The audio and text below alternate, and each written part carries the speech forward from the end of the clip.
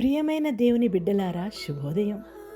మీకును మీ కుటుంబములకును మన ప్రభువును రక్షకుడునైన యేసుక్రీస్తు ప్రభువుల వారి అత్యున్నతమైన నామములో మీకు శుభములు కలుగునుగాక. లేఖన ముత్యాలు నీ సత్యపు వెలుగులో.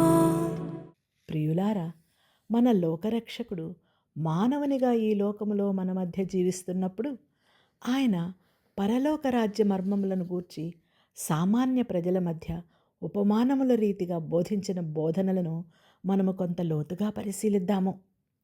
మహా ఉపాధ్యాయుడైన యేసుక్రీస్తు ప్రభువు తన శిష్యులతో కలిసి పాలస్తీనా కొండల మీద లేదా పాలస్తీనా లోయలలో నడిచేటప్పుడో లేదా సరస్సు ప్రక్కనో లేదా నది ప్రక్కనో సేదదీరుతున్న తరుణంలోనో ఆయన ఉపదేశంలో ఎక్కువ భాగాన్ని వారికి అందించారు. ప్రభువులకు ప్రభువు చేసిన ఉపమాన బోధనలో కాపరులు, తాపీ పనివారు, సేద్యం చేసేవారు, బాటసారులు, గృహస్థులు మొదలైన సామాన్యులు అనుభవంలోని సాధారణ సంఘటనలతో దివ్యదేవుని గూర్చిన సత్యాన్ని వివరించి చెప్పేవారు. సుపరిచిత విషయాన్ని యథార్థమైన సుందరమైన ఆలోచనలతో జతపరిచేవారు. ఏమనగా, తండ్రి అయిన దేవుడు మానవ మాతృల పట్ల ప్రేమాసక్తులు కలిగి ఉన్నారని, ఆయన పట్ల మనము ఎల్లప్పుడూ కృతజ్ఞత కలిగి ఉండాలని, మనము ఒకరితో ఒకరు ప్రేమానురాగములతో నివసించాలన్న చక్కని తలంపులు వారికి తెలియచేస్తూ ఉండేవారు. ప్రియ దేవుని సంఘమా, ఈ విధముగా ప్రేమామూర్తి నోట నుండి వచ్చిన బోధనలు ప్రయోగాత్మకమైన ముత్యముల వంటి సత్యములను, దైవజ్ఞానాన్ని శక్తిమంతముగాను ఆకర్షణీయముగాను రూపొందించాయి. ఈ లోకంలో క్రీస్తు ప్రభు పరిచర్యలో ఏ సూత్రం కనిపిస్తుందో అదే సూత్రం ఆయన ఉపమాన బోధనలోనూ కనిపిస్తుంది. తన దివ్య గుణాన్ని, జీవితాన్ని మనము గ్రహించేందుకు గాను రక్షకుడు మన స్వభావము కలిగి మన మధ్య నివసించారు. మానవత్వంలో దేవత్వం వెల్లడయింది. కనిపించే మానవ రూపంలో కనిపించని మహిమ వెల్లడైంది. తెలిసిన దానిని బట్టి తెలియని వాటిని మనుషులు గ్రహించవచ్చు. పారలౌకిక విషయాలు ప్రాపంచిక విషయాల ద్వారా వెల్లడి అయ్యాయి. విశ్వ పరిపాలకుడు మానవనుల రూపంలో ప్రకటితమవ్వటం జరిగింది. ఆయన బోధనలో జరిగినవి ఇదియే.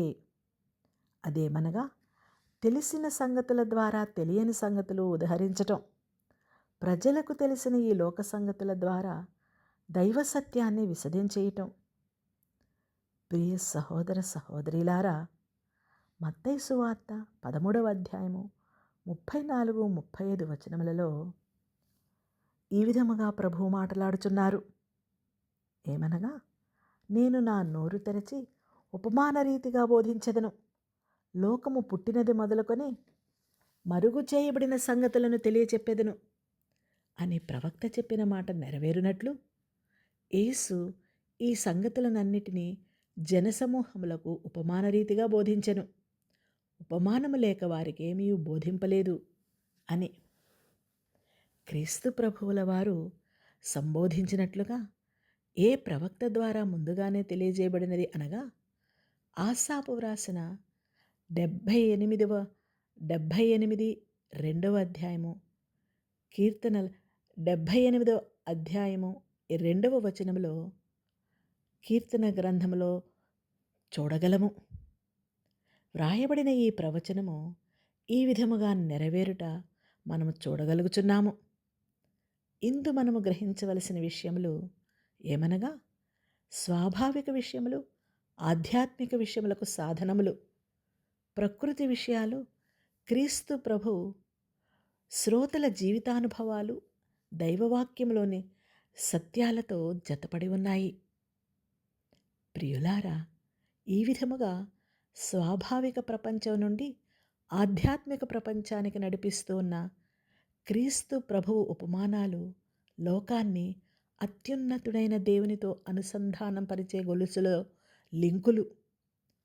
ప్రకృతి విషయాల గురించిన బోధనలో సృష్టికర్త అయిన క్రీస్తు ప్రభువు వేటిని తన సొంత హస్తాలతో సృష్టించి వేటికి లక్షణాలను, శక్తులను ప్రసాదించారో వాటిని గూర్చి ఆయన ప్రస్తావిస్తున్నారు.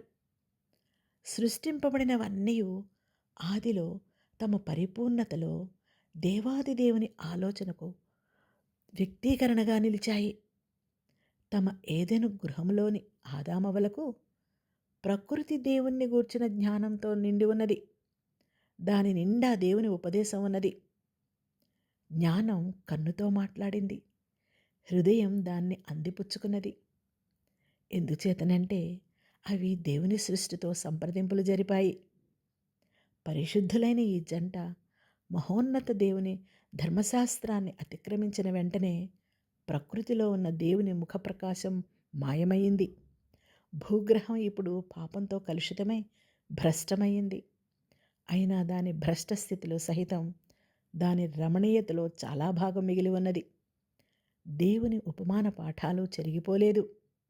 సవ్యంగా అవగాహన చేసుకుంటే ప్రకృతి దాని సృష్టికర్తకు సాక్షిగా నిలుచుచున్నది.